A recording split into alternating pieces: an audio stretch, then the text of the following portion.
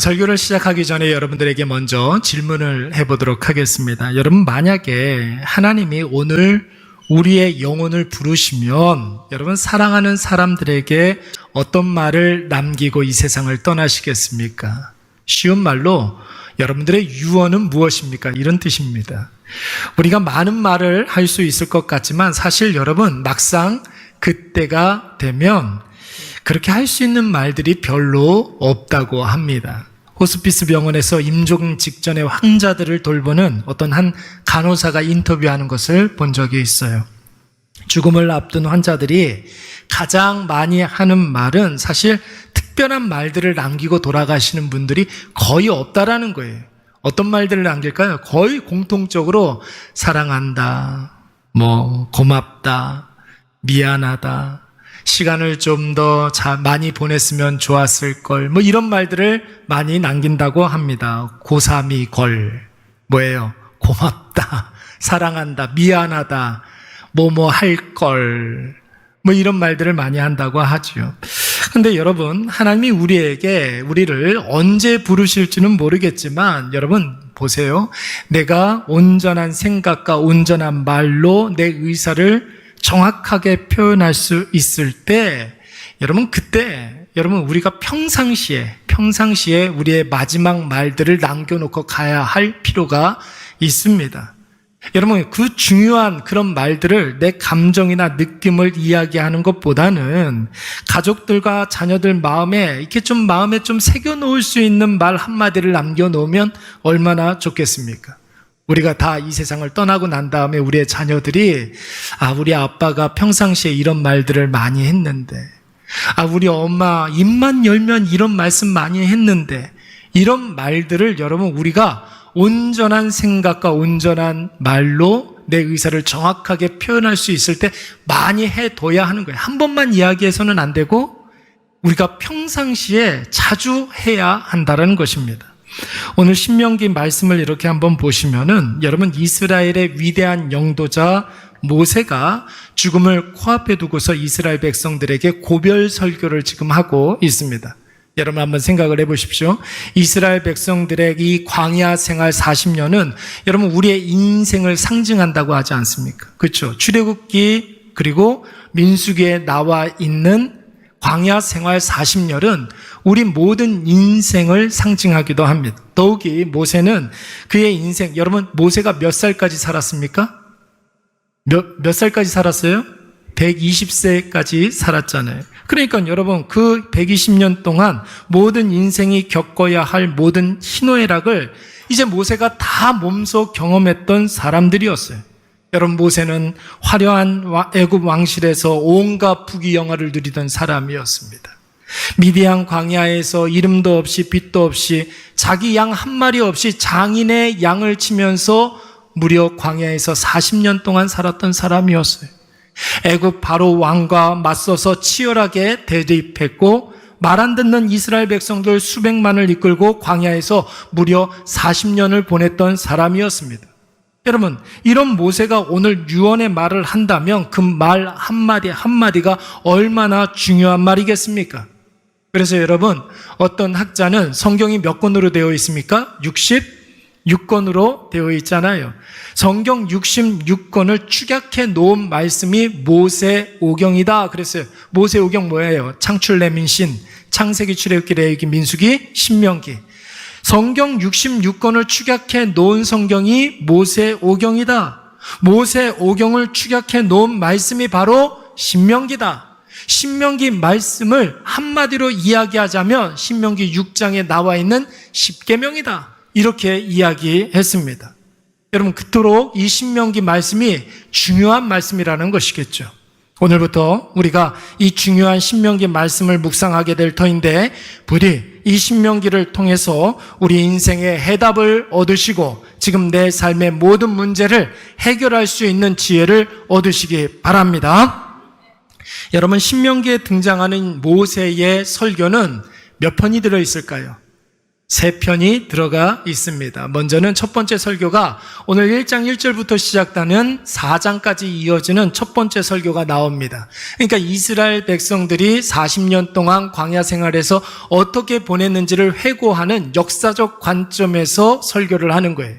두 번째 설교는 4장 44절부터 26장 19절까지 길게 이어지는데 이스라엘 백성들이 가나안 땅에 들어가면 어떻게 살아야 하는지 법을 가르쳐주고 있어요. 그러니까 율법적 관점에서 설교를 하고 있습니다. 가나안 땅에 들어가면 어떻게 살아야 하는지를 가르쳐주고 있는 거예요. 그리고 마지막 세 번째 설교는 27장부터 34장까지 나오는데 여러분 이 말씀이 진짜 모세의 설교의 백미라고 이야기할 수 있는 거예요. 이스라엘 백성들의 앞날을 예언하는 예언적 관점에서 설교를 하는데 핵심이 무엇입니까? 순종하면 하나님께서 이스라엘 백성들에게 놀라운 복락을 주시겠지만 불순종하면 망한다. 불순종하면 어떻게 된다? 망한다라는 예언적 관점의 설교를 하고 있는 거예요. 오늘 모세의 유언의 핵심적인 말씀이 바로 여러분 끄트머리에도 나오지만 오늘 신명기 말씀을 시작하자마자 그의 핵심 말씀이 나오고 있습니다. 여러분 글쓰기를 할 때 수미상관식이라는 그런 표현 기법이 있어요.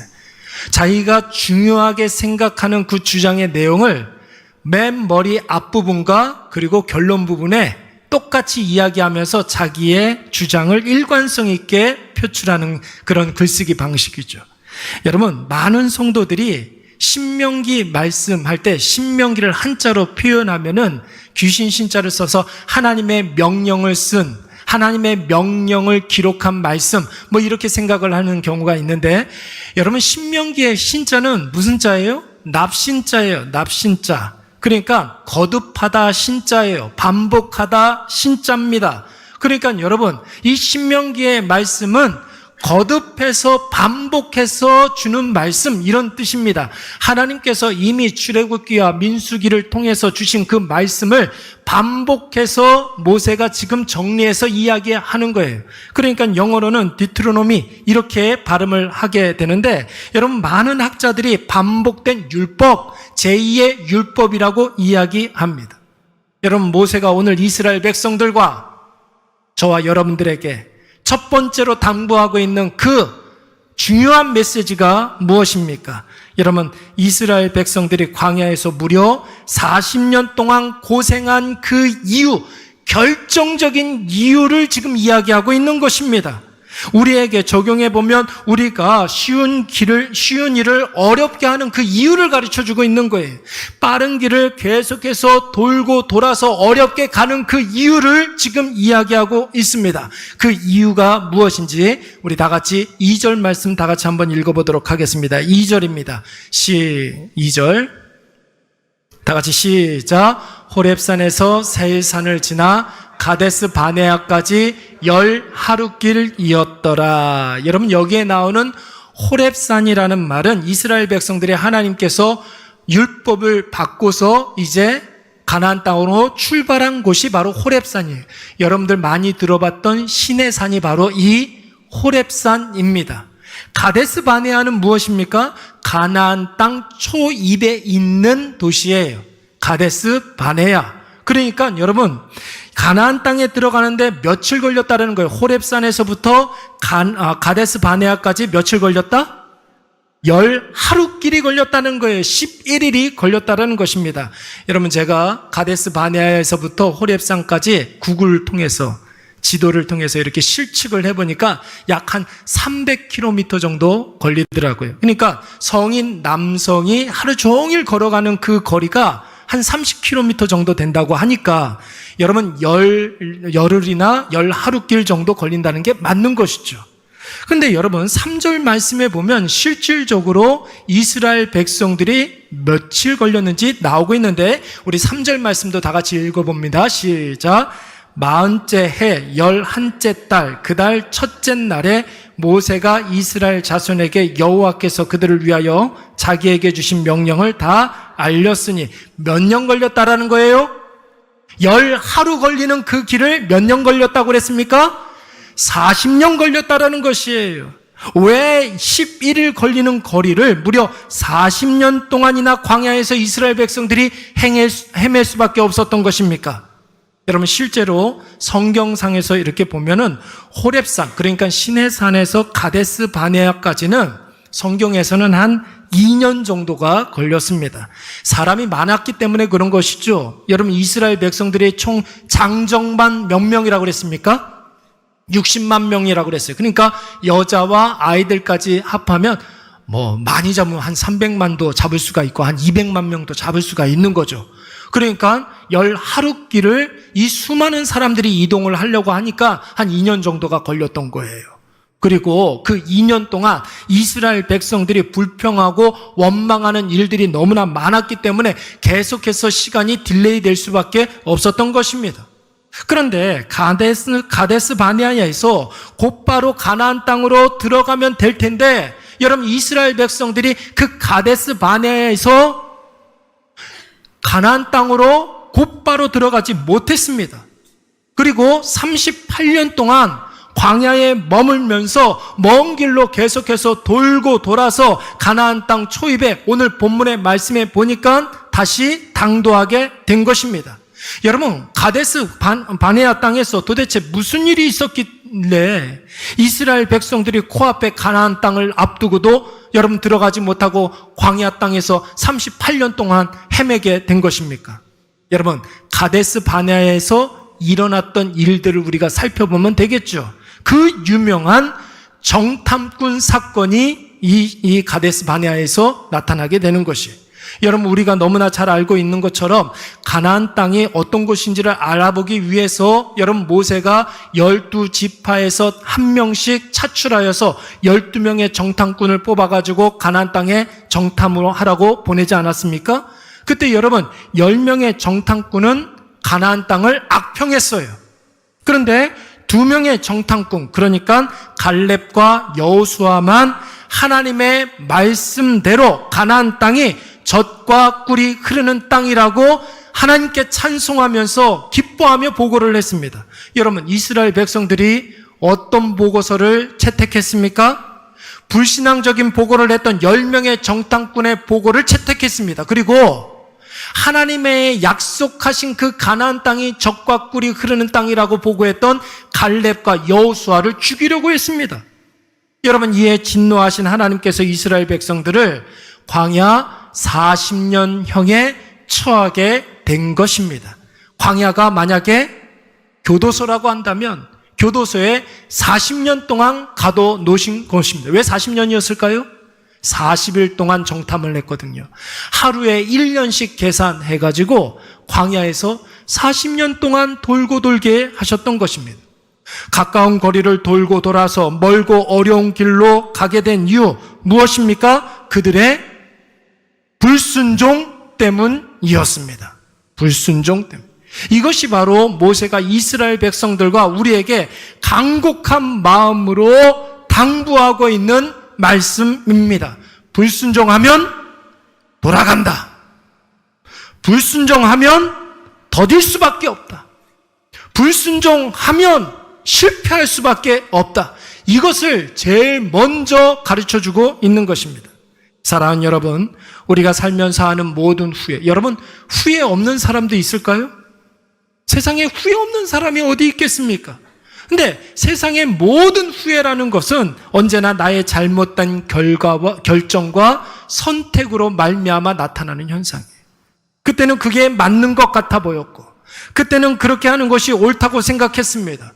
그런데 여러분, 인간의 생각이 다 맞지는 않잖아요.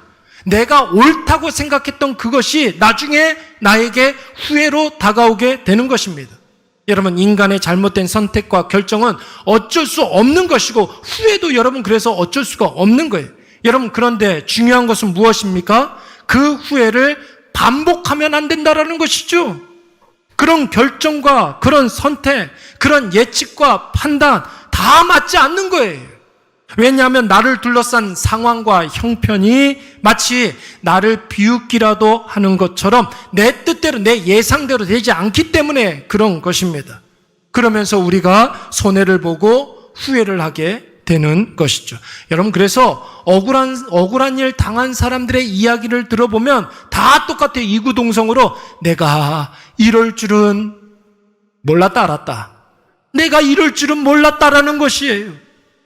그럼 우리가 어떻게 해야 후회 없는 결정을 할 수 있을까요?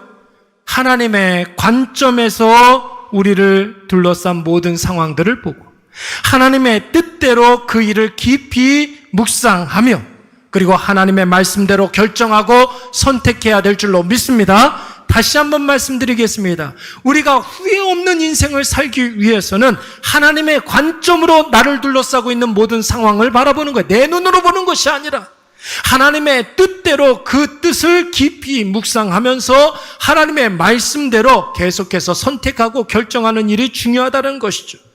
여러분, 물론 하나님의 생각과 내 생각이 다르기 때문에 여러분, 그때는 내가 그렇게 하고 싶지 않을 수가 있어요. 괜히 고생만 하는 것 같고 더 느리게 더디게 될 것 같고 내 생각대로가 아니라 하나님의 말씀대로 하면 망할 것 같아 보입니다. 그러나 여러분, 판단과 결정은 내가 하는 것이지만 여러분, 그렇죠? 우리 일상의 삶 속에서 판단과 결정은 내가 하는 것이지만 그 모든 상황과 형편과 환경을 만들어 가시는 분은 누구이십니까? 여호와 하나님이신 줄로 믿습니다. 사람이 마음으로 자기의 길을 계획할지라도 그 걸음을 인도하시는 이는 여호와 하나님이시라고 그랬어요. 사랑하는 여러분, 왜 말씀의 순종이 중요합니까? 하나님이 하시기 때문에 그런 것이에요. 여기 이렇게 보세요. 오늘 뭔가 이렇게 좀 달라진 것 같지 않습니까?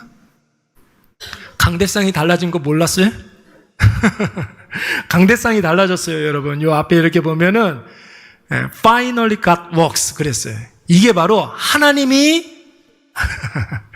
한번 해보세요. 하나님이 하시리라, 이런 뜻이에요. 결국 하나님께서 하시는 줄로 믿습니다. 여러분, 모든 일들을 선하게 인도하시는 분은 바로 하나님이신 줄로 믿습니다.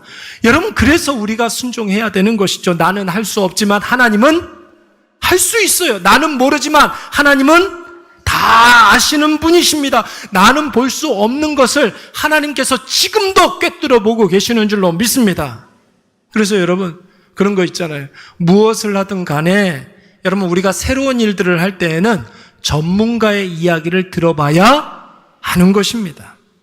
여러분, 전문가는 어떤 사람이에요? 그 일을 많이 해본 사람이 전문가 아닙니까? 그래서 어떤 일이 어떻게 벌어질지를 이 전문가는 다 알아요. 이 일을 진행할 때에 언제 어떻게 무슨 일이 벌어질지 이 전문가는 다 압니다. 예상하지 못하는 문제들이 벌어질지도 전문가는 알아요. 그 문제에 대한 대처 방안, 이런 것도 전문가가 다 가지고 있습니다. 여러분, 우리 교회가 교회 이전을 발표하고 난 다음에 3개월 만에 이제 예배당 이전을 완료했습니다. 여러분, 그 3개월 동안 여러 과정이 있지 않았겠습니까? 그런데 여러분, 그 모든 과정들이 저에게는 다 생소한 일들이었습니다. 제가 무슨 부동산 거래를 많이 해봐가지고 부동산에 전문적인 그런 지식이 있었겠습니까?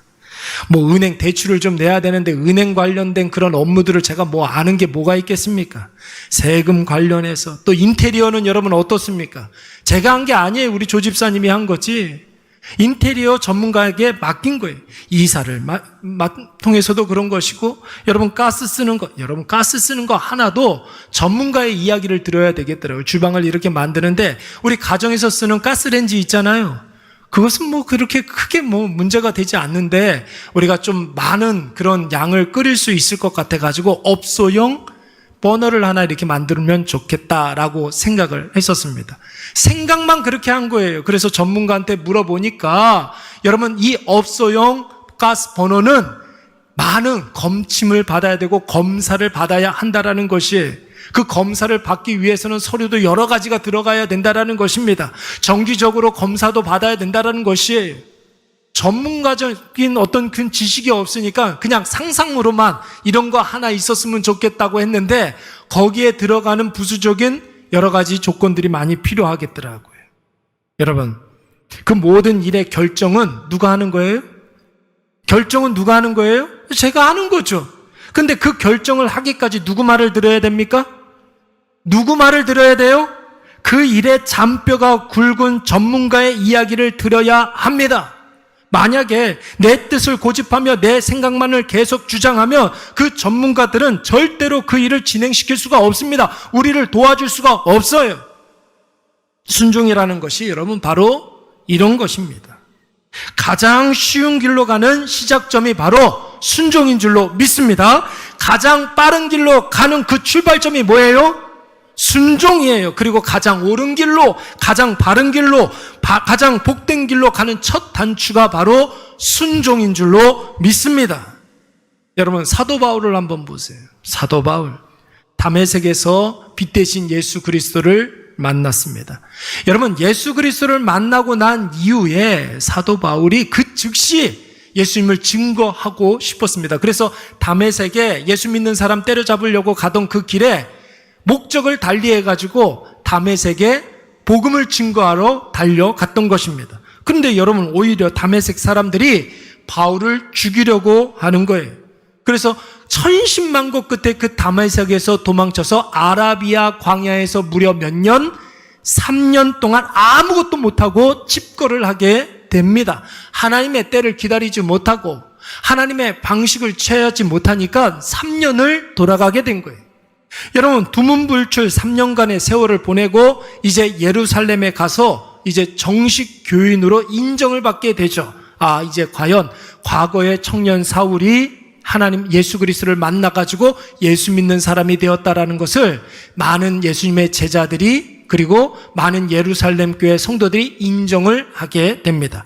그런데 여러분, 사도 바울이 또 예루살렘에서 복음을 증거하고 예수님을 전하려고 하는 거예요.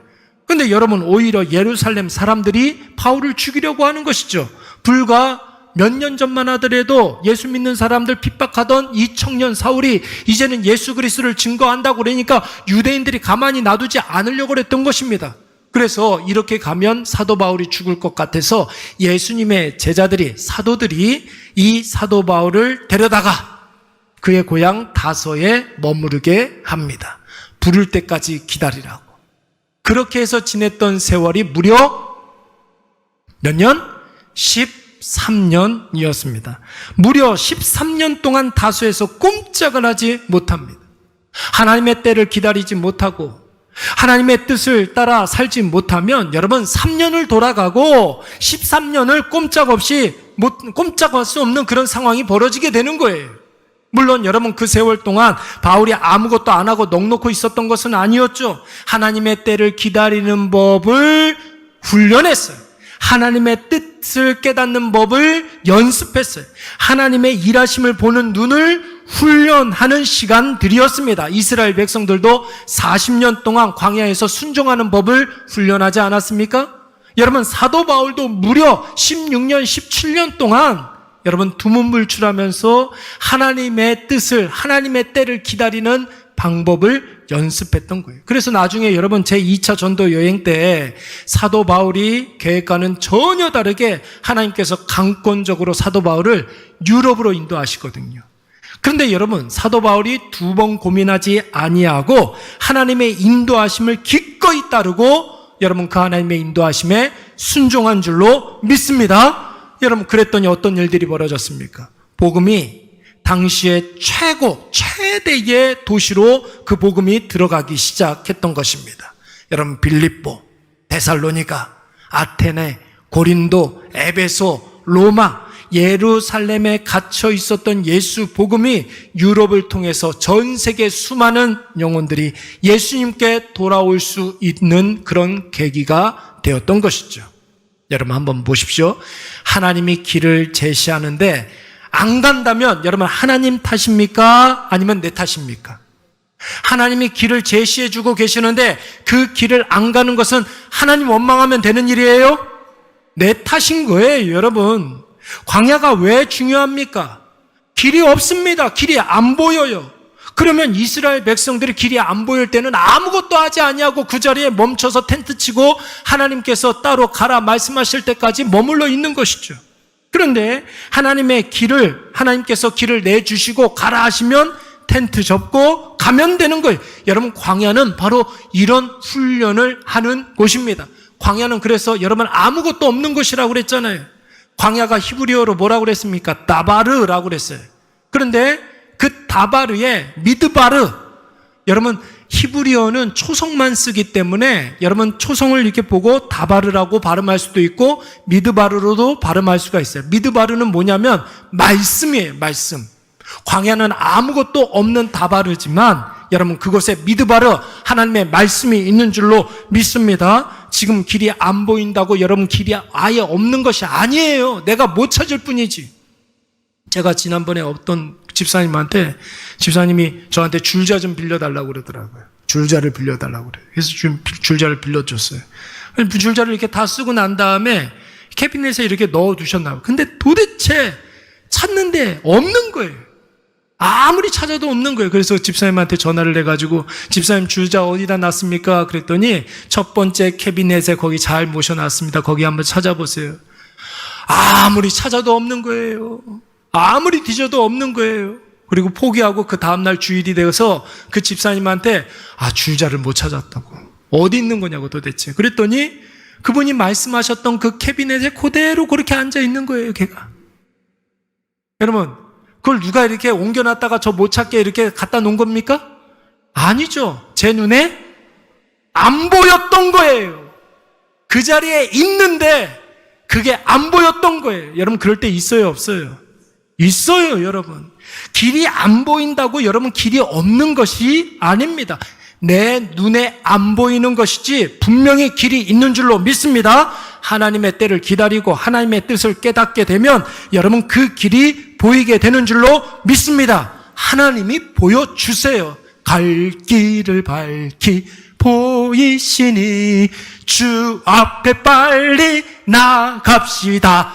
하나님 앞에 나아가면 하나님께서 우리의 갈 길을 그냥 보여주시는 게 아니라 밝히 보여주시는 줄로 믿습니다. 길이 없는 것 같아요?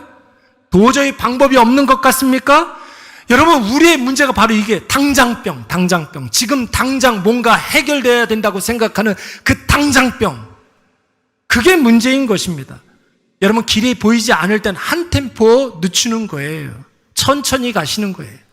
말씀으로 돌아가는 것입니다. 그리고 길이 보일 때까지 말씀을 계속 읽어요. 길이 보일 때까지 하나님의 말씀을 한번 들어보세요. 그러면 여러분 어느 순간 길이 보이는데 그 길이 보이는 그 순간이 가장 좋은 때인 줄로 믿습니다. 말씀으로 돌아가서 말씀을 계속 묵상하는데 길이 보인다? 여러분 그 길은 하나님이 주시는 길이에요. 그 길로 순종하면 여러분 반드시 하나님께서 우리에게 약속하신 복락을 허락해 주실 줄로 믿습니다. 여러분 모세가 설교를 다 끝난 후에 여호수아가 이제 모세를 대신해서 이스라엘을 인도하게 됩니다. 모세가 죽고 난 다음에 모세의 후계자 이 여호수아가 이스라엘을 인도하게 되죠. 여러분 어떤 일들이 있었습니까? 여호수아가 이스라엘 백성들을 인도할 때 요단강을 마른 땅으로 걸어갔어요. 모세 때에는 여러분 바다가 갈라졌지만 여호수아 때에는 강이 갈라지는 놀라운 역사가 일어났습니다. 여리고성, 그 초롱성과 같았던 여리고성이 와르르 무너졌습니다. 총 한 번 쏘지 아니하고 칼 한 번 하지 아니하고 그 초롱성과 같은 여리고성이 무너졌어요. 남쪽 연합군과 북쪽 연합군이 여러분 이스라엘 백성들 앞에서 추풍낙엽으로 다 도망가 버리고 말았습니다. 여러분 그 승리의 핵심이 무엇입니까? 여호수아가 뛰어난 지도력이 있었기 때문입니까? 이스라엘에 강력한 무기가 있었기 때문에 그런 것입니까? 천만의 말씀이죠. 여러분 어디를 가든지 여러분 이스라엘 백성들이 언약궤를 앞세워서 그 언약궤를 따라갔기 때문에 여러분 언약궤를 따라갔다는 것은 누구를 따라갔다는 거예요? 하나님을 따라갔다는 거예요. 언약궤를 따라갔다는 것은 무엇에 순종했다라는 것입니까? 하나님의 말씀에 순종했다라는 것이. 그래서 여러분 가나안 땅은 한번 따라서 한번 해보겠습니다. 싸워서 얻는 땅이 아니라, 더 크게, 가나안 땅은 싸워서 얻는 땅이 아니라 순종함으로 얻는 땅이다. 가나안 땅은 어떤 땅이라고요? 싸워서 노력해서 분투하고 최선을 다해서 사람들 동원해가지고 세상의 방식 동원해가지고 얻는 땅이 아니라 하나님의 말씀에 순종함으로 얻는 땅인 줄로 믿습니다. 우리 앞에 답답한 상황이 있습니까? 어렵고 힘든 문제들이 있습니까? 여러분, 그거 섣불리 내가 해결하려고 하면 일이 여러분 계속 꼬이게 돼. 한번 보세요. 지금 여러분들 앞에 있는 그 문제들 섣불리 조급한 마음으로 그거 해결하려고 빨리 달려들면은 여러분 그 문제는 더 꼬이게 됩니다. 더 멀리 가게 되는 거예요. 더 일이 복잡해지게 되는 거예요. 사람들 동원해서 한번 그 문제 해결하려고 해보세요. 내가 동원한 사람들만큼 문제가 더 많아지는 거예요. 한 템포 늦추시고 말씀으로 돌아가시기 바랍니다. 그러면 먼저 내 마음속에 담대함이 생기고 하나님의 일하심이 보이고 하나님의 말씀이 내 마음속에 확신으로 들어오게 되는 줄로 믿습니다. 그런 다음에 그 말씀 따라가면 정확한 시간에 만나야 될 사람들을 만나고 내가 고민하고 힘들어했던 모든 문제들이 해결되는 것을 우리의 두 눈으로 똑똑히 보게 될 줄로 믿습니다. 우리 사랑하는 일회교회와 우리 일회 가족들이 갈 길이 안 보이는 순간에도 여러분 말씀의 풍성함을 누리심으로 길이요 진리요 생명이신 예수 그리스도의 이름으로 승리하시는 저와 여러분이 되시기를 간절히 축원합니다. 말씀을 이제 맺겠습니다. 이스라엘 백성들이 11일이면 가는 그 가나안 땅을 40년 동안 광야에서 고생한 이유가 무엇이라고 그랬습니까? 뭐 때문에? 불순종 때문이라고 그랬어요. 여러분 꼭 기억하세요. 불순종하면 돌아갑니다. 불순종하면 더 더디게 해결됩니다. 불순종하면 한 가지 문제가 100가지 문제가 됩니다. 여러분 반대로 우리가 여러 가지 문제 앞에 고민하고 있지만 말씀에 적극적으로 순종하면 내가 순종한 그 사안과 그 문제가 드라마틱하게 내 상상을 초월해가지고 막 서로 연결되면서 어느 날 갑자기 그 문제가 해결될 줄로 믿습니다. 어느 날 갑자기 그 문제가 해결돼서 이게 도대체 무엇인가 어안이 벙벙해서 하나님의 은혜밖에 생각이 나지 않는 그런 일들이 분명히 오게 되는 거예요. 오늘 이것을 꼭 기억하셔서 말씀에 적극적으로 순종함으로 이 세상을 이기시고 모든 문제 가운데 승리하시는 우리 모든 일회 가족들이 되시기를 간절히 축원합니다. 우리 다